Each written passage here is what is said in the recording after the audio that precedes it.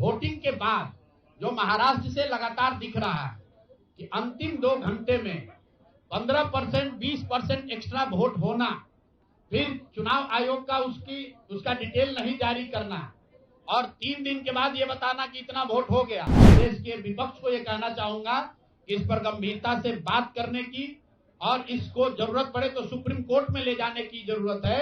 आज के चुनाव आयोग ने उस जीविका दीदी को बैठाया है जिसको एक तरीके से सरकार ने कॉन्ट्रैक्ट दिया है कि आपको इतने लोगों को वोट दिलवाना है। मैं दावा कर रहा हूं आज हो 5 महीने के बाद हो, आप मधुबनी विधानसभा क्षेत्र में जाइए, वहां पर एनडीए के प्रत्याशी को 1 लाख से ज्यादा वोट आया है। एनडीए को वोट मिला, 10,000 रुपए के लिए मिला, नहीं मिला छोड़िए, हम इस बात से दंग हैं कि मधुबनी में कितने लोग ऐसे हैं वोटर जो कि उपेंद्र कुशवाहा जी के पार्टी का सिंबल भी जानते हैं। आप सैंपल के तौर पर कोई 5 कंस्टिट्यूएंसी उठा लीजिए और जहां पर भाजपा और जदयू के उम्मीदवार नहीं लड़ रहे थे, वो दल लड़ रहे थे जिनका कोई सिंबल भी नहीं जानता है, नाम भी नहीं जानता है, उसको 1 लाख, 1.25 लाख वोट कैसे आया है। वोटर लिस्ट बनाने की प्रक्रिया, आचार संहिता के अनुपालन की प्रक्रिया, वोटिंग के दिन जो हो रहा है वो, उसमें सरकारी तंत्र का इस्तेमाल, दुरुपयोग या उपयोग, और वोटिंग के बाद जो महाराष्ट्र से लगातार दिख रहा है कि अंतिम 2 घंटे में 15%, 20% एक्स्ट्रा वोट होना, फिर चुनाव आयोग का उसका डिटेल नहीं जारी करना और 3 दिन के बाद ये बताना कि इतना वोट हो गया। ये बड़े मुद्दे हैं। हम लोग बहुत छोटी पार्टी हैं, हम लोग को तो इतना नहीं ताकत है, लेकिन आपके माध्यम से मैं ये जरूर देश के विपक्ष को ये कहना चाहूंगा कि इस पर गंभीरता से बात करने की और इसको जरूरत पड़े तो सुप्रीम कोर्ट में ले जाने की जरूरत है कि आज की तारीख में, आज की स्थिति में जो आचार संहिता पहले से बना हुआ है वो कितना कारगर है या नहीं कारगर है। अगर सिर्फ इसमें वोटर रोल की बात नहीं है, एसआईआर सिर्फ वोटिंग रोल की बात है, लेकिन जिस तरह से वोटिंग हुई है, आप बताइए कि सुरक्षा कर्मियों में होम गार्ड को यहीं पर इसी बिहार में लालू जी की जब सरकार थी, टीएन सेशन का जमाना था, उन्होंने कहा था कि नहीं, कोई लोकल आदमी यहाँ चुनाव की प्रक्रिया में हिस्सा नहीं लेगा, होम गार्ड का कोई आदमी हिस्सा नहीं लेगा। उसी बूथ पर आप आज के चुनाव आयोग ने उस जीविका दीदी को बैठाया है जिसको एक तरीके से सरकार ने कॉन्ट्रैक्ट दिया है कि आपको इतने लोगों को वोट दिलवाना है। मैं आपको एक उदाहरण देता हूं, मधुबनी विधानसभा क्षेत्र है, मैं डिटेल में नहीं जाना चाहता था लेकिन आप कुरेद रहे हैं। मधुबनी विधानसभा क्षेत्र है, वहां से उपेंद्र कुशवाहा जी के पार्टी के उम्मीदवार चुनाव जीत कर आए हैं। मैं पूरे यहां पर जितने मीडिया के साथी हैं, जितने यहां चुनाव के विशेषज्ञ हैं, आप भी यूट्यूबर हैं, मैं दावा कर रहा हूं आज हो 5 महीने के बाद हो, आप मधुबनी विधानसभा क्षेत्र में जाइए, वहां पर एनडीए के प्रत्याशी को 1 लाख से ज्यादा वोट आया है। एनडीए को वोट मिला, 10,000 रुपए के लिए मिला, नहीं मिला छोड़िए, हम इस बात से दंग हैं कि मधुबनी में कितने लोग ऐसे हैं वोटर जो कि उपेंद्र कुशवाहा जी के पार्टी का सिंबल भी जानते हैं। भाई अलायंस वोट तो उनके पार्टी का सिंबल को पड़ा है ना, अलायंस का कोई सिंबल नहीं है। तो आखिर रातों रात पूरे मधुबनी क्षेत्र में, और क्या हुआ मैं नहीं कह रहा हूं, मैं आपको और आपके जरिए पूरे देश के लोगों को यह बताना चाहता हूं कि जो भी लोग सर्वे, सेफोलॉजी, पत्रकारिता, राजनीति में इंटरेस्ट रखते हैं, आप सैंपल के तौर पर कोई 5 कंस्टिट्यूएंसी उठा लीजिए और जहां पर भाजपा और जदयू के उम्मीदवार नहीं लड़ रहे थे, वो दल लड़ रहे थे जिनका कोई सिंबल भी नहीं जानता है, नाम भी नहीं जानता है, उसको 1 लाख, 1.25 लाख वोट कैसे आया है। हमारे पास कोई प्रमाण नहीं है कि वो वोट कैसे आया, लेकिन राजनीतिक सामाजिक क्षेत्र में जुड़े होने के नाते ये आश्चर्य का विषय है कि जिस मधुबनी क्षेत्र में लोग ये नहीं जानते हैं कि कौन सा प्रत्याशी लड़ रहा है, कौन सा पार्टी लड़ रही है, उस पार्टी का सिंबल क्या है, उसको 1.25 लाख वोट आया है। और जो लोग वहां जीवन भर राजनीति कर रहे हैं उनको वोट नहीं आया। संभव है उनको इतना समर्थन है, लेकिन मेरा आपसे आग्रह ये, भाई देखो 1 मिनट आप रुक जाइए, आपका सवाल 10 ले चुके हैं, और भी तो लोग हैं, आपका एक और ले लेंगे, आप शांति से बैठिए, ऐसा मत घबराइए, हम यहाँ बैठे हुए हैं। और मेरा आपसे अनुरोध है, मैं कोई आरोप नहीं लगा रहा हूं, लेकिन मधुबनी जैसे 5 सीट का मैं आपको हवाला देना चाहता हूं, जहां पर चुनाव के 12 दिन 15 दिन पहले यह तय हुआ कि कौन पार्टी चुनाव लड़ेगी। उस पार्टी का नाम कोई नहीं जानता है, उसका सिंबल कोई नहीं जानता है, और 1,20,000 वोट अगर किसी विधानसभा में आ रहा है, इसका मतलब है कि हर घर से 2 से 3 वोट आया है। आपको आंधी दिखनी चाहिए वहां पर। ये मतलब विधानसभा के स्तर पर 1,20,000 वोट लाना साधारण बात नहीं है। 1,20,000 वोट आया है। कैसे आया है? इसकी 2 ही वजह हो सकती है। या तो जो 60,000 लोगों को आपने 10,000 रुपया दिया और उन लोगों ने ये जिम्मेवारी ली कि भाई 10,000 रुपया हमको मिला है, मैं और अपने घर के लोगों को वोट मैं दिलवाऊंगा या दिलवाऊंगी, या फिर कोई ऐसी बात है, अदृश्य शक्ति है जो हम लोग को हमारे समझ से बाहर है कि भाई कैसे ये संभव है। और मैं ये नहीं कह रहा हूं कि वहां वोट कैसे पड़ा, मैं आपको खुली चुनौती दे रहा हूं। आज चलिए मधुबनी। मैं 3 दिन से प्रेस इसलिए नहीं कर रहा हूं कि मैंने अपने लोगों को वहां भेजा है और मधुबनी में मैंने कहा भाई पूछो तो कि उपेंद्र कुशवाहा जी के पार्टी का सिंबल क्या है। 30% लोग को सिंबल नहीं मालूम है कि सिंबल क्या है, और उनको 1 लाख से ज्यादा वहां वोट आया है। मुझे उपेंद्र कुशवाहा जी से कोई लड़ाई नहीं है, उनको उनके पार्टी के प्रत्याशी से कोई मुझे लेना देना नहीं है।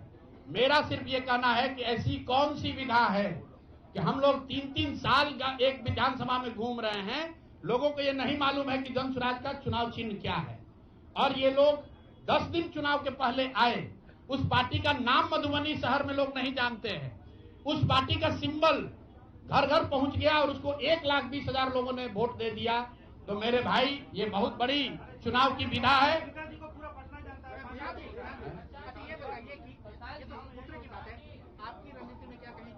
भारी चूक हुई, मैंने आपको पहले कहा कि भारी चूक हुई, और जो भी चूक हुई है उसको सुधारने के लिए पूरी ताकत लगाएंगे, फिर से बैठेंगे, ड्राइंग बोर्ड पर जाएंगे और देखेंगे कि जो चूक हुई है उसको कैसे सुधारा जाए। लेकिन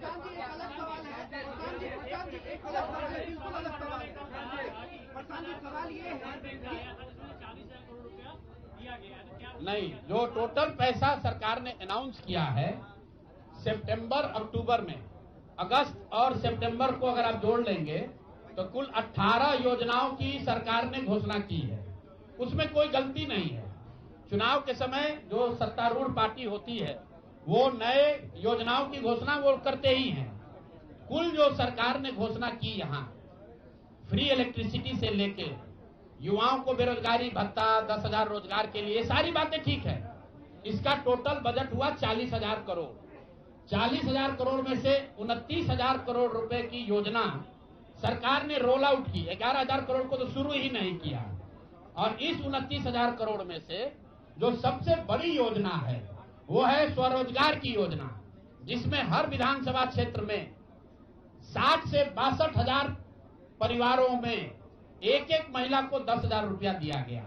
और ये कहा गया, सिर्फ 10,000 रुपये पर लोगों ने वोट नहीं दिया गया, लोगों को यह कहा गया कि अगर आप वोट देते हैं तो आपको आने वाले समय में 2 लाख रुपए तक की राशि स्वरोजगार के लिए मिलेगी। इमरान खान ने अपनी पार्टी शुरू की थी पाकिस्तान में, आज से करीब 25-30 साल पहले, और वो खुद पहले चुनाव में 7 जगह से चुनाव लड़े। उनकी पार्टी तो हारी, वो 7 जगह से खुद भी हारे। तो मेरे चुनाव लड़ने नहीं लड़ने का वो एक टेक्निकल बात है, उस पर चर्चा हो सकती है। कुछ लोगों का ऐसा मानना हो सकता है कि मेरे लड़ने से फायदा होता, कुछ लोगों का ऐसा मानना है कि मेरे न लड़ने से फायदा है, वो अलग विषय है। मैं तो आपको पहले एक लाइन में स्वीकार कर रहा हूं कि 3 वर्ष में जन स्वराज ने जो भी प्रयास किया उसको बिहार की जनता ने स्वीकार नहीं किया। नहीं, ठीक है प्रधान जी, एक सवाल है। आपने कहा था प्रधान जी कि जनता से पूछकर हम टिकट देंगे। 1 मिनट, बिहार को मैं समझ नहीं पाया, बिल्कुल मान लेंगे, इसमें क्या दिक्कत है। प्रधान जी आपने कहा, आप मेरे सुनिए, ऐसा है कि मुझे बिहार की समझ कम है या नहीं है, ये कह देने मात्र से अगर आप बहुत खुश हो जा रहे हैं तो आप खुश हो जाइए कि हमको बिहार की समझ नहीं है।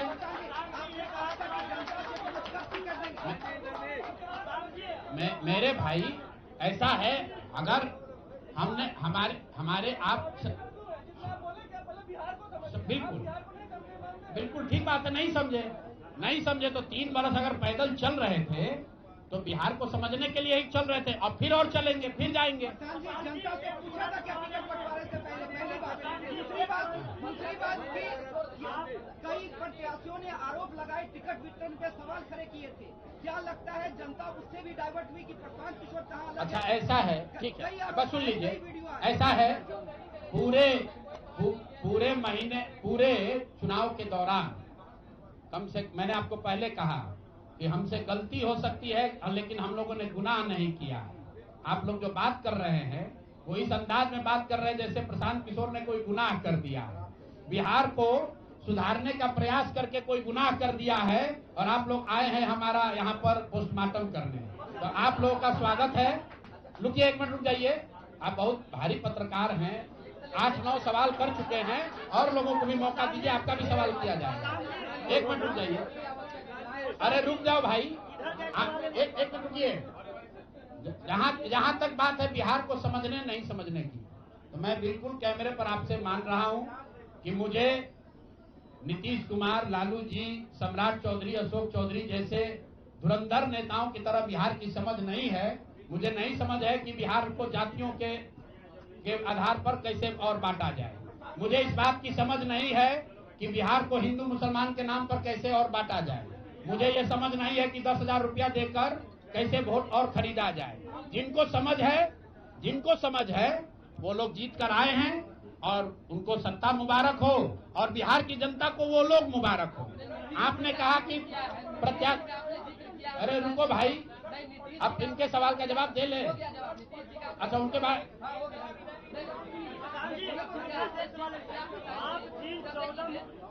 आप जिन 14 मुख्यमंत्री को बनाने की बात कर रहे थे, क्या आपको लगता है कि आपका उनमें अहम योगदान रहा है? कभी खास करके बिहार के कोई योगदान नहीं है।